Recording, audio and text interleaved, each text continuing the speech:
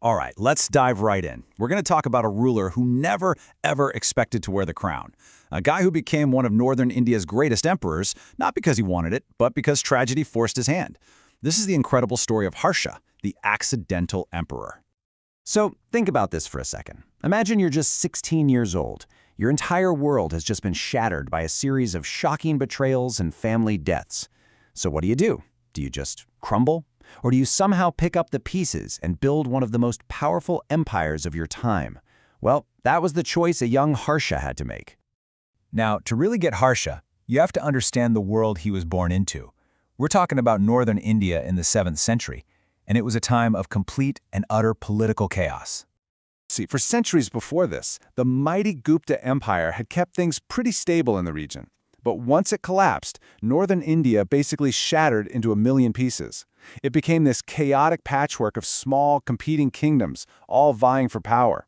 And with no single unifying force, the stage was set for constant conflict, but also for opportunity.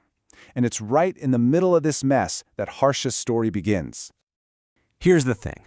Harsha was never supposed to be emperor. He was the second son, the spare, not the heir. He was destined for a life pretty far from the throne, but fate, in the cruelest way possible, had some very different plans. Okay, let's just pause for a second and really process how fast everything fell apart here. We're talking about a single year, maybe a little more. In that short time, Harsha loses his father, then his sister's widowed and thrown in prison, and then his older brother, the brand new king, is treacherously murdered. This isn't just some political crisis. It's a complete family catastrophe that throws a 16-year-old onto a throne he never wanted, surrounded by enemies on all sides. So what does this teenager do? He doesn't just survive, he fights back. And this is the moment where the accidental prince starts to become a legendary emperor. His first moves weren't about some grand strategy for an empire. Nope, they were deeply personal. The historical sources tell us his top priorities were 1. Rescue his sister, who had actually escaped and was about to take her own life in the forest, and 2. Get revenge for the murders of his brother and brother-in-law. This very personal mission is what fueled his first military campaigns. And what starts as this personal quest for vengeance quickly snowballs into a mission of unification. According to the famous Chinese traveler Huanzang, who actually visited Harsha's court, the young emperor spent his first 6 years on a relentless military campaign. He brought all these scattered states from Punjab all the way to central India under his control. He wasn't just reacting anymore. He was actively building an empire. And after those 6 long years of non-stop warfare and diplomacy, the leaders of these now united states gave him this incredible title, Maharajadi Raja. It means Great King of Kings, and it was a crystal clear signal that he had become the supreme ruler of northern India. But, of course, an emperor's power always gets tested. After locking down the north, Harsha turned his ambition south, looking towards the huge Deccan Plateau. And it was there that he finally met his match. This was truly a clash of the titans. In the north, you've got Harsha, the undisputed great king of kings, and in the south, you've got Pulakeshin II, the powerhouse empire of the Chalukya dynasty. The Narmada River became the literal line in the sand between these two massive empires.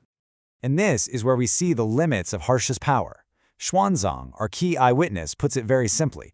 He says Harsha marched his huge army south, but he was decisively beaten by Pulakeshin. This one battle pretty much defined the southern border of his empire for the rest of his life. And it's a really important detail because it makes him a more human figure. A brilliant conqueror, sure, but not an invincible one. But Harsha's story isn't just about battles and borders. This is where things get really interesting. Because he wasn't just a warrior king. He was a man of culture, of faith, and full of fascinating contradictions. So, one of the great debates about Harsha is his faith. Was he a Hindu or was he a Buddhist?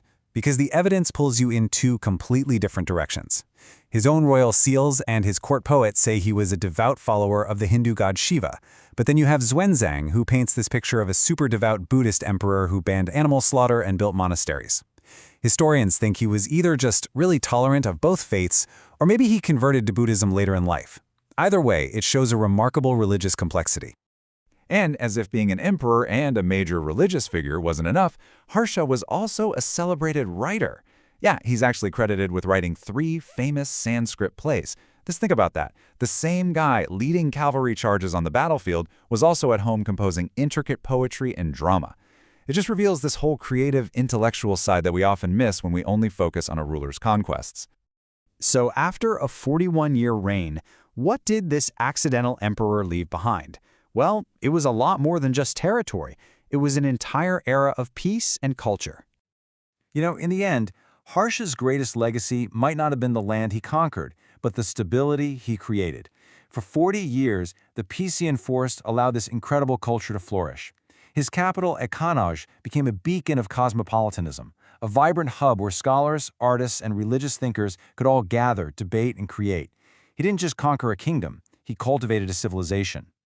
And that really leaves us with this one final thought. Harsha was a product of violence, who went on to become a great patron of art and religion.